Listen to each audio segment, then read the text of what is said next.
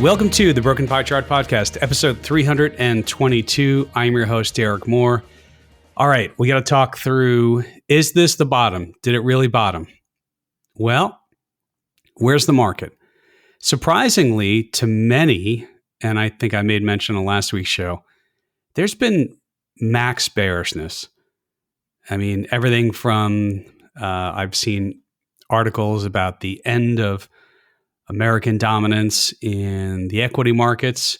And for anyone who doesn't know, when you look at the S&P 500 against, let's say, developed Europe or the all-world total stock market, part of the reason why the U.S. has dominated is because the big tech companies are in the S&P 500. If you go to an index like, Spain's IBEX, I think it's called the IBEX, or the CAC 40 and CAC 40 in France, that one, they don't have the big tech like they do. Now they have some drug companies, but they don't have Apple, Microsoft, Google, Nvidia, all of those. So, that's definitely part of it. But I think it was really max bearishness. And what do we see? Well, from the all-time high on 219 to the most recent low on 4.8, the market was down 18.9%.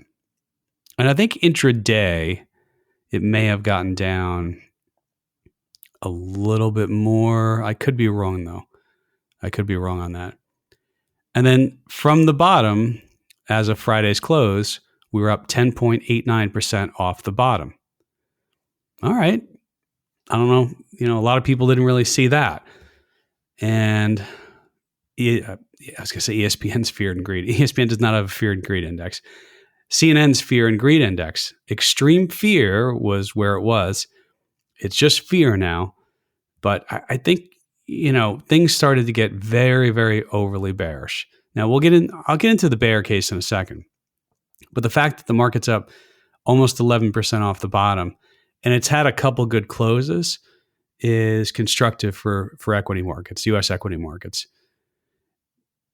All the while, I think I've seen, some foreign indexes, they are at all-time highs.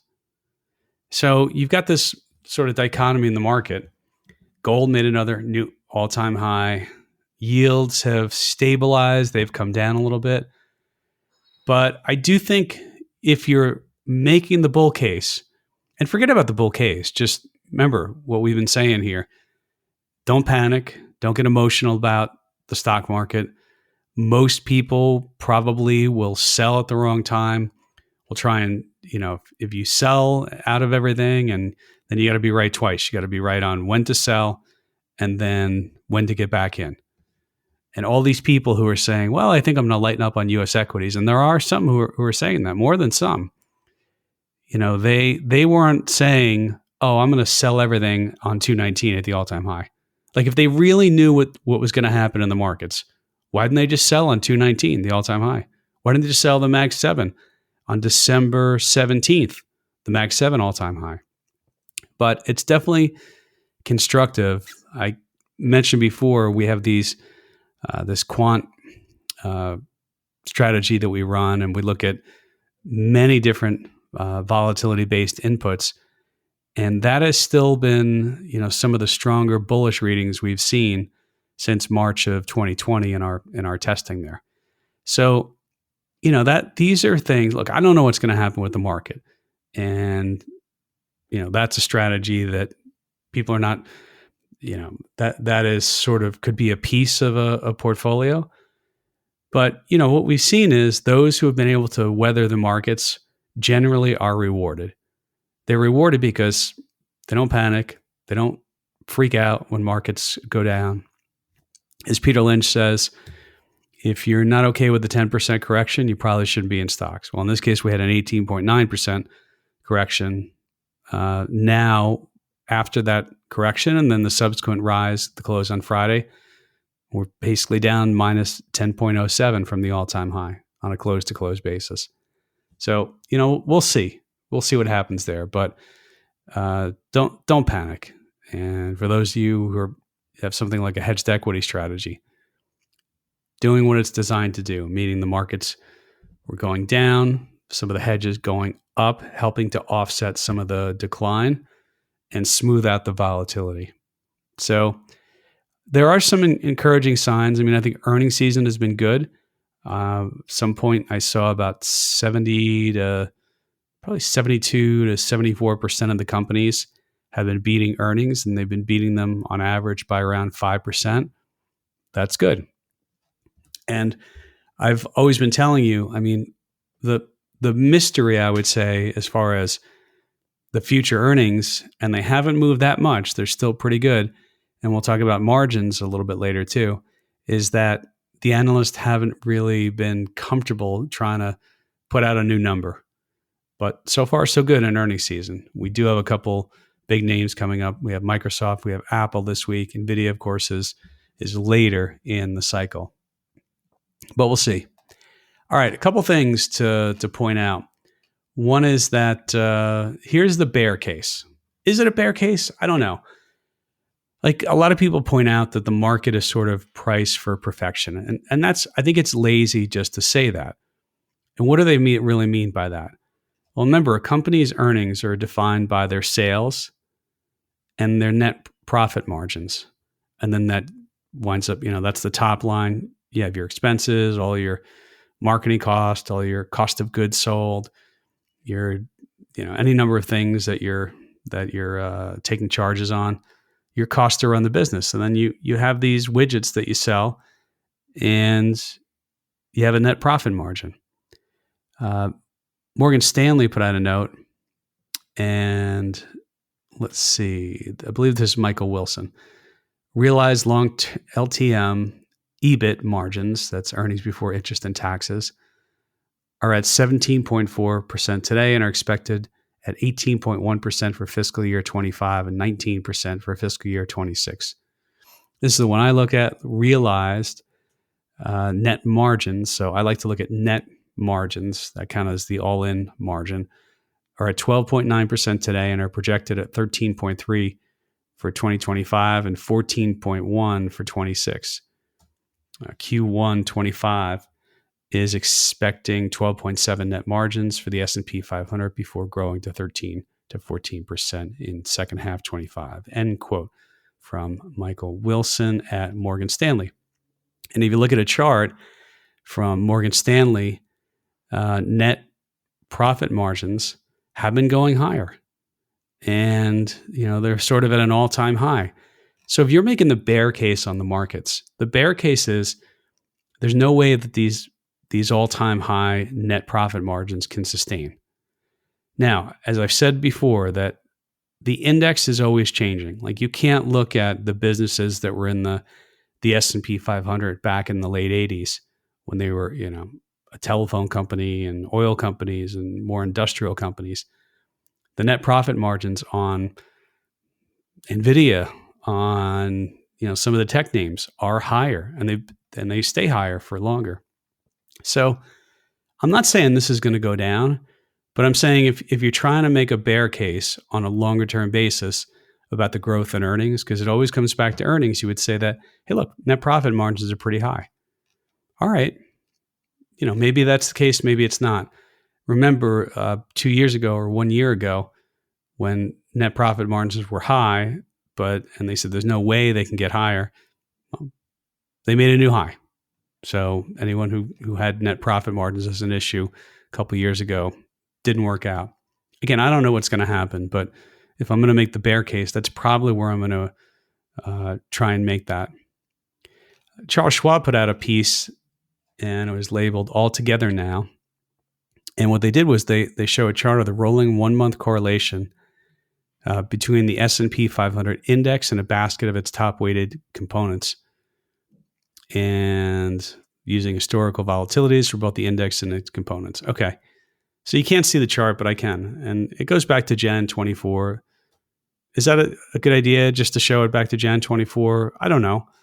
I think maybe a little bit long-term would be better, but the correlations are approaching, I'd say 0.68. If I'm reading the chart right, it's not an exact number, but it's between 0.6 to 0.7. meaning if it was perfectly correlated, it would be a correlation of 1. And so is that significant? Yeah. I mean, I think a lot of things have gotten correlated. And they always say when markets are under stress, correlations tend to go to 1. And in this case, remember, bonds didn't really provide an offset because yields went up as well. So, yeah, I mean, a lot of things correlated right now and something to keep an eye on. We asked if it was the record bearishness. And this is a B of A Global Fund Manager survey I found from Bank of America. And it's a chart of the record number of FMS global investors. I don't know. FMS is probably Fund Management Survey. Okay. So that's my guess. Global investors intending to cut U.S. equities.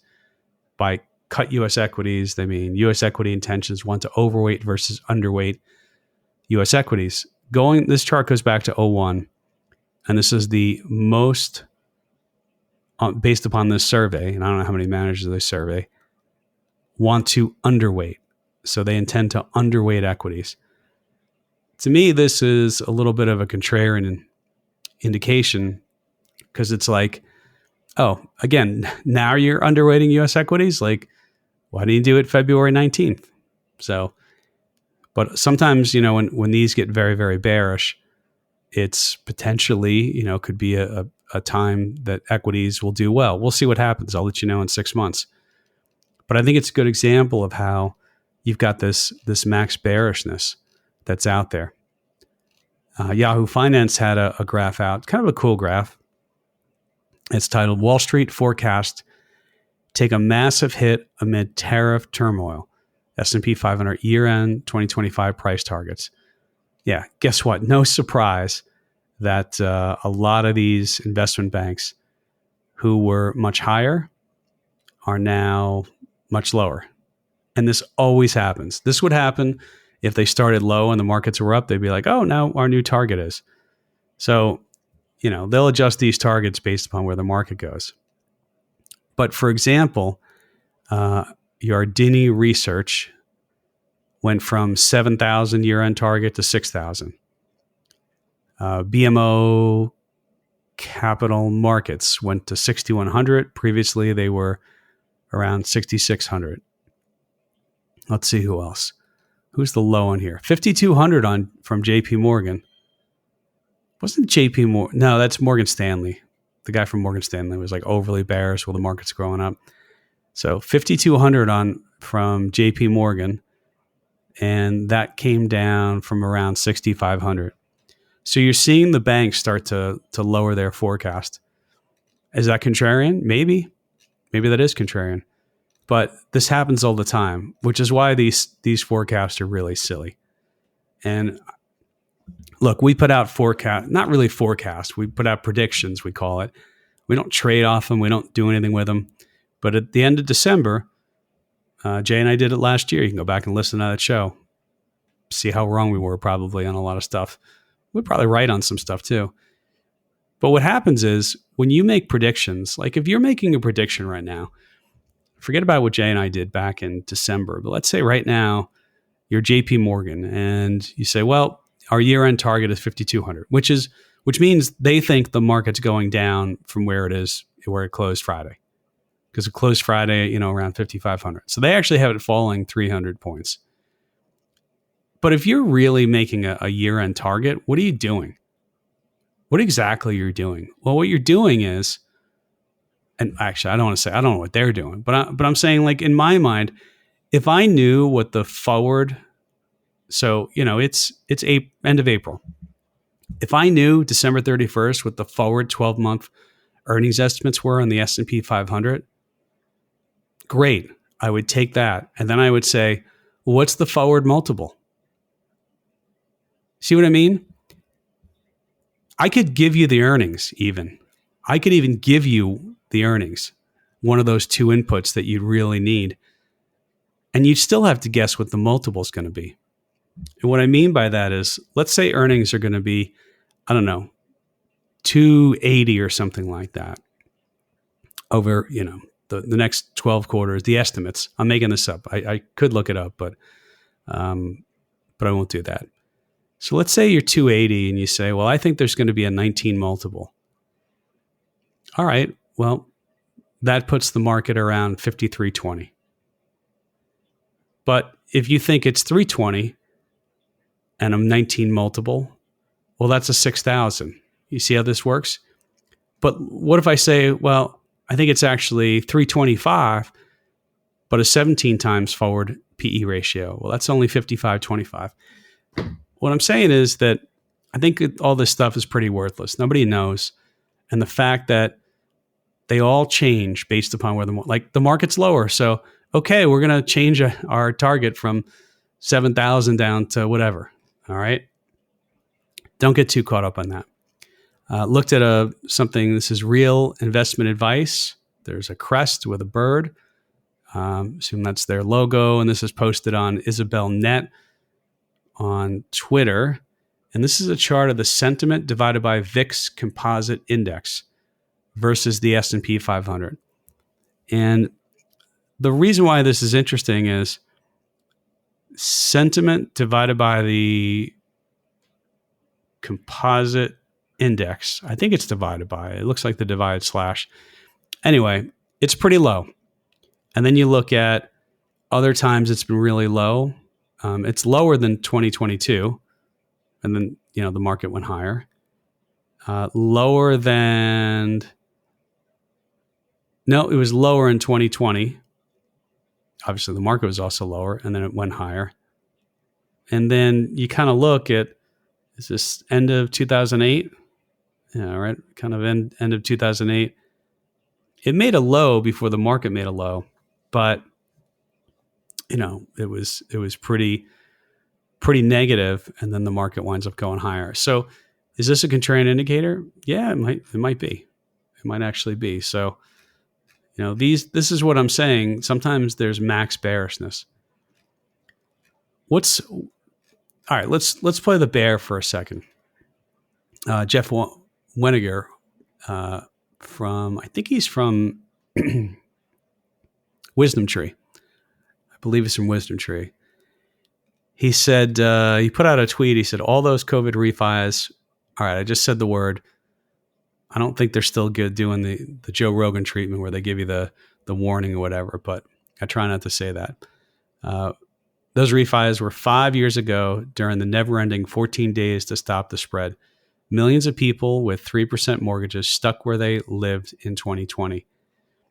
And he says the person with a $500,000 loan at 2.5% who wants the same monthly payment can only do a $300,000 loan at 7%. So, yeah, there you go. I see what he's doing here. So, basically, and let's say you have a $400,000 loan at 3%. Actually, let's start with that one. So, a 2.5% loan on $500,000, your monthly payment, according to this, is $1,976. And then $300,000 at 7% is $1,996. So it's actually a little higher, but it is fairly close. That could be, if mortgage rates stay high, that does hurt people's ability to buy houses and new home buyers coming into the market. And it hurts the ability for existing sellers to sell their house.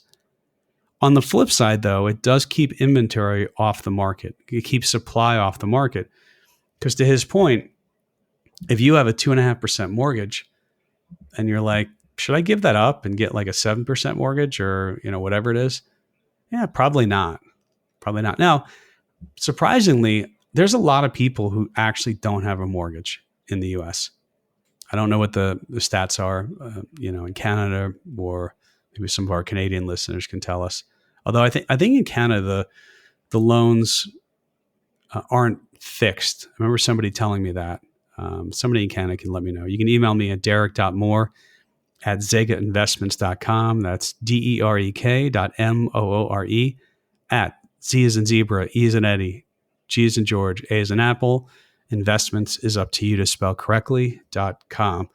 I think it's the same way in Europe too, where they don't have the fixed mortgages. It works a little differently. So, but yeah, I mean, this is still an area, and I think despite the trouble in the markets, we have seen yield stay persistently high.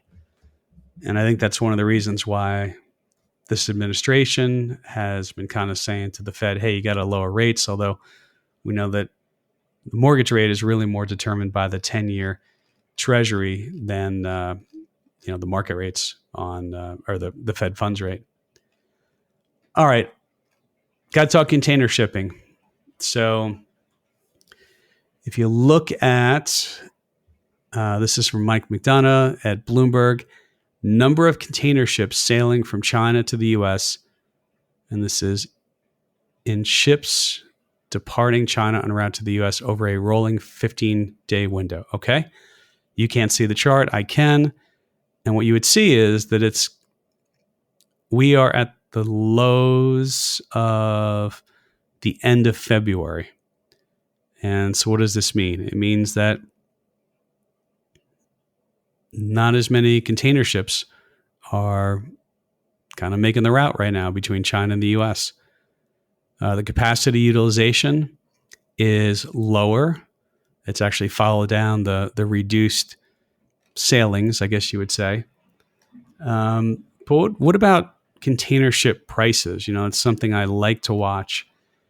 And when you look at that, I will tell you that it's $2,157 per 40-foot container box. That's like they stack those things on the ships, and then if you see a train, they've taken them off the ship, they put them on. It's kind of like a train car, and that's the lowest it's been price wise since January of 24. And you might remember 2020 into 21, we had that big spike up. I mean, it spiked above $10,000 a 40-foot container ship box, and then came back down, went up. Some of the stuff in the Red Sea, some of the troubles around the world, went up to close to 6,000 again in July of 24. Most recent high was January of this year, close to 4,000. So what does that mean? Well, remember one of the first tells of inflation that it was going to be higher is you watch these shipping container rates pop, meaning if you're selling a radio that's built in China that's came over on one of these container ships, and the cost for that container is now much higher, well, that's going to impact the cost. And that's either got to be absorbed by the companies going to net profit margins, or it's got to be, given to the consumer in the form of higher prices and the consumer paying for it. So we're not seeing that price. We're seeing prices ease in container shipping, and that's actually not an inflationary thing. It's a deflationary thing because your shipping costs are actually less. So I like to kind of keep an eye on these, and it's something that these things on the periphery that are outside the norm. I like to watch it because it's an early tell. I meant to pull the trucking data, but I'll try and do that next week because trucking capacity, utilization, all that types of stuff. And there's a site called FreightWaves, freightwaves.com, that puts out a lot of material, and you can check that out. All right, we mentioned earnings this week. So Microsoft is this week. Apple is Thursday after the close. Always like to take a look and see what the options market is telling us about these companies and the proclivity to have higher volatility, lower volatility. What is the option market pricing in as far as a move? Well, Apple is Thursday after the close. So I'm going to use the May 2nd. Is it Thursday after the close? I think it is. Let me double check this. Yeah, it's Thursday after the close. And this is, let's see here. Let me just double check what I'm showing you here. Because when I look at these options, yep, as I suspected, one of these two is off, and I trust Bloomberg knows when the options expiration is. The calendar, though, is so there's a site called the Transcript, and they have this nice calendar that actually has all the company logos and says, whether it's before or after the close. Where Bloomberg, I mean, you can get anything you want on Bloomberg. It lists all the things, but it doesn't have the company logo, so it's a little tougher to pick out. And their calendar has Thursday 4/31, but there is no 4/31. Thursday is May 1st, and Friday is May 2nd. So their calendars are wrong. Transcript, if you're listening, keep an eye on that. Okay, so Thursday the 1st is when the options come out, and then I'm looking at the expiration for Friday, May 2nd. And the reason why I like to look at this is I want to see what's priced in. Well, the implied volatility on the Apple options, so expiring this week, because that's the nearest expiration that will contain the earnings announcement, is about 53.5. And what that means is if you take 53.5 divided by 15.875, which is the square root of 252, the number of trading days in the year, it tells you a 1 day, 1 standard deviation move.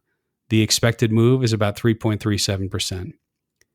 And then if you look at a 5-day move, Monday, Tuesday, Wednesday, Thursday, Friday, because they expire Friday, it's pricing in over that time about a 7.54% expected 1 standard deviation move over these 5 trading days this week. And you might say, well, how did I get that? Why wouldn't it be 15? Because 5 times 3.37. And that's not how it works. You take the square root of the number of days, which is like 2 point something or other, times the 1 day, and that's how you get the 5-day. All right, a little bit of inside baseball there. Is 53.5 a lot? Well, it's no Netflix, it's no Nvidia, it's no Palantir. I mean, there's some companies that report earnings, and we see 150 or 180 implied volatility. But I think it is higher though than normal. And when I say normal, it's higher than normal for Apple, in my experience of what we've seen recently. But we are in an elevated implied volatility environment, and then you throw earnings on top of it. So if you adjust the premium on top of the regular implied volatility that you would normally see, I'm not sure the premium for this earnings is that much more than others, but I didn't actually go back and look at that. So, okay, let's say you're an adventurous type, and I'm not suggesting that you do this, because the long straddle, meaning buying a call, buying a put, 5 days out because earnings are coming and you think there's going to be movement. Yeah, the options market knows that too. So it's pricing these options accordingly. Well, if I look at, the option, what did it close? 209.28. And if I look at the 100 moneyness options, which are the 210s. So basically the 210s, it's an in the money put and an out of the money call, but there's no 209.28 strikes. The call is priced at 513, or it was on Friday, and the put is 575, which of course has a little embedded in the money there. So it's about 10.88 is the price. So, basically that means if you bought that, you'd break even if the stock goes to like 220 and change, and you break even at like, 198 and change on the downside. Should you do that trade? Look, if you want to do it, you do it. I'm not telling you to do it. But the problem with this type of trade, it's actually a dangerous trade, because you are buying volatility on both ends. You're buying time decay on both ends. And you don't know if the options market has properly priced in the expected move around earnings or not. Meaning, you could buy this and the stock might run up or down more than expected, and you might make money, but it has to move a lot. Or you could sell it and it moves less and you would make money. But if you sell it and it moves more, or you buy it and it moves less, you're going to lose money. And of course, the problem with selling one is that you're uncovered. You're uncovered to zero on one side and uncovered to infinity on the other. So you've got risk there. But that's what the options market is actually pricing in. I think Apple's going to be really important. And here's why. This company, I believe they got exempted from the tariffs, or by and large. They've talked about moving their production out of China to India. They've talked about, I think they've been doing some stuff in Vietnam already. But people want to see, I think, what Tim Cook and Apple say about their future order flow, their future, orders, what they see as far as demand, if they see any, pricing pressures, if they see any input cost spikes, and if they actually give forward guidance. So I think Apple's going to be important. Yeah, Microsoft as well this week, of course. They are after the close Wednesday. And then if you look at, Visa's after the close Tuesday. Let me see who else here. Coca-Cola before the open on Tuesday. Who else is on here? Exxon and Chevron on Friday. Oh, yeah, and then there's Meta. Meta's after the close on Wednesday as well. So quite a bit of firepower in the earnings announcements this week, and I think that will be sort of important to watch. So, but let's see what the big boys say about guidance. Let's see what they say. But I think particularly Apple, because they're doing direct-to-consumer sales, and they've got supply chains, specifically with China. Let's see if that tells us anything about the impact or lack thereof from what we see on tariffs. All right, listen. It's been a crazy couple of weeks in the markets. I hope that you are sort of not freaking out, not making any rash decisions. And, it's tough to do, but I think staying, having a plan, sticking to it, not deviating from it over the long term tends to pay off for people. So, all right, everyone, we'll see you next week. Oh, recommendations this week.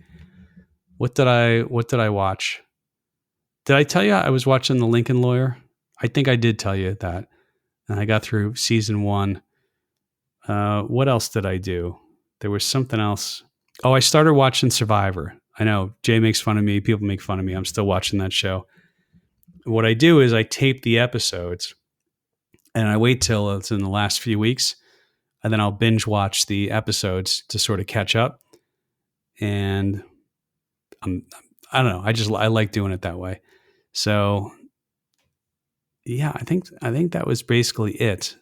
So, all right, that's it. I got nothing else. Stay invested in the markets. Be hedged. Time in the markets is more important than time in the markets. See you next week. Bye.